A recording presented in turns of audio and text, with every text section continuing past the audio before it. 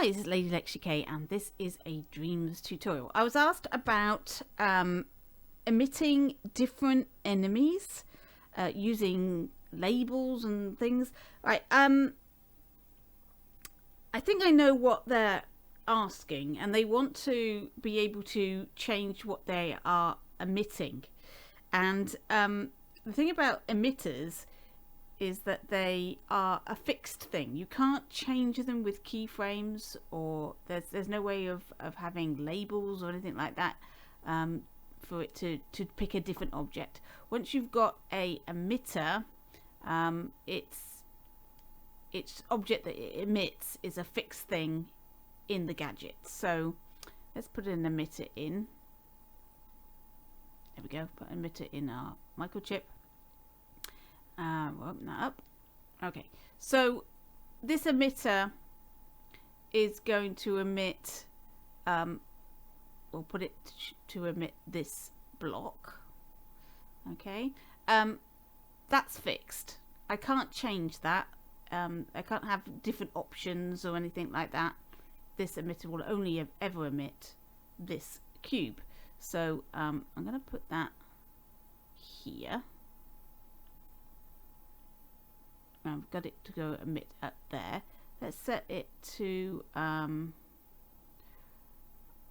think 1.5 seconds, so we don't get loads and loads of them. So we can see it emitting, but we won't get loads like lying around because they'll vanish after 1.5 seconds. So that's that emitter done. So if I was to copy that emitter and I wanted to change the object to emit, I press the triangle button. So now we're going to pick the sphere, and that is now there. And I'm going to do, and so everything else is the same, which is what we want. And we'll do it again, triangle, and then we're going to emit our cone there. Okay, so that's done. So we've got 3 emitters, all emitting objects at the same position. This is what happens when you turn those on. They explode out of the space. Okay, so they're hitting each other, they're all colliding, and out they come like a big explosion. Okay, so we want them to just emit one thing at a time, and so we've got to assign these with some sort of number. So the way to do that is to put in a selector. I'm going to choose 4, and we're going to say A is emit nothing, B is that one, C is that one, D is that one. And now we need a way of selecting which one of these we're going to use. So I'm going to use a randomizer.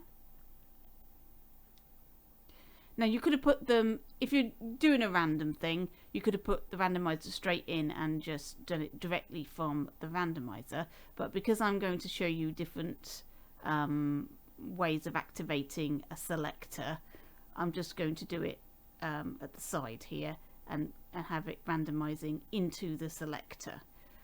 So you can do it directly. If you're only going to do this the one time and you want to use a randomizer, you don't need the selector because this acts as a selector. Anyway, 4, same. Okay, and then we need a way of randomizing our randomizer, setting it off. So I'm going to put in a timer, and I've got a timer set for 5 seconds here, which is the default. I'm going to put timer finish pulse and link it to reset timer. So every 5 seconds that's going to pulse, and that pulse is going to activate our randomizer. Then our randomizer's active port is going into our selector's active port. So we'll keep those both up like that, and then we can see what's going on. So you see it's activating D in both, and then it's activating C in both. And you can see C is our sphere, D is our cone, B is our cube, and A is nothing. So there we go. So that is now randomizing our emitters. So our emitters of this is a 1, this is a 2, and this is a 3. 1, 2, 3 emitters, and this is just going to randomly emit randomly. Okay, so that's one way of putting a number into the selector. Let's try something else. Okay, another way might be through some sort of trigger. So let's put a trigger zone down. Let's put a microchip down to put it in. Makes it easier and tidier. So we've got a microchip here with a trigger zone in. Let's make that a square.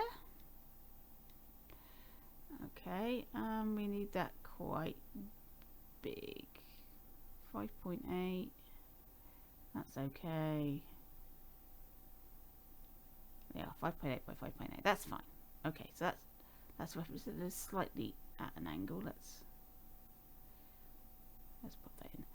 Okay, so it's going to be looking for a possessed controller sensor. I'm going to have to put a character down. But there we go. We've got a trigger zone here. And I'm going to put a variable in our microchip over here. And I'm going to call that zone. This is how you name a variable.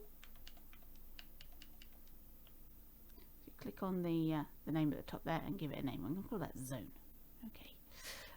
So now I'm going to put in a variable modifier, and we're going to, when detected, we're going to power on our modifier, and in the modifier we're picking the variable which is called zone. I push down on the D-pad and it goes through any variables you've got in your game, and we've only got one, so it picks zone. And then we're going to change, we're going to have this as when powered on, we're going to set our number to a 1.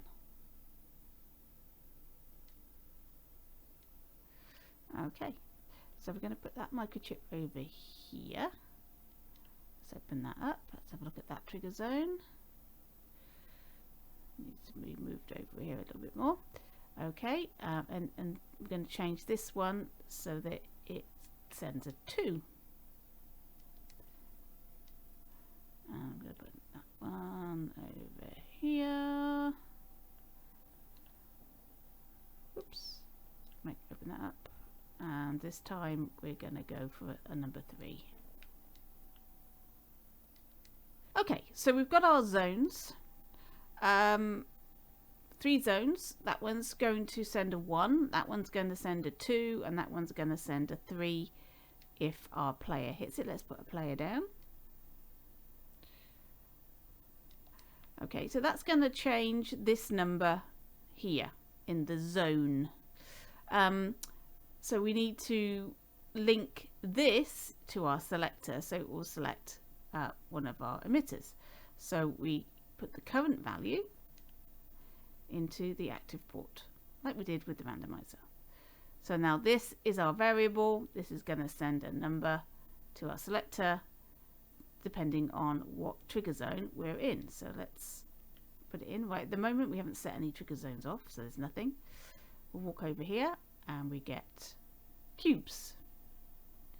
Okay, let's walk out and we'll go over here and we get the spheres, and then we walk over here and we get the cones. Okay, so let's walk over here where there's nothing. The cones are still activated. So at the moment we've got nothing to turn them off. So let's go into here. Okay.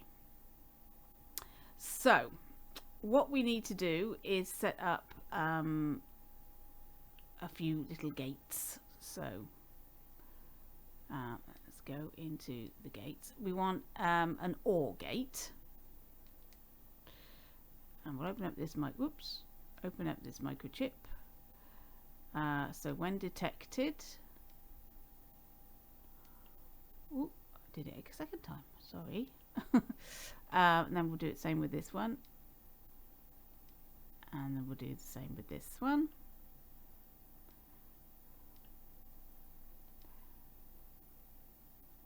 There we go. So we've got an OR gate saying if any of these are active. So we want to know the opposite of that. So if any of these are not active, so we'll link that to a not gate.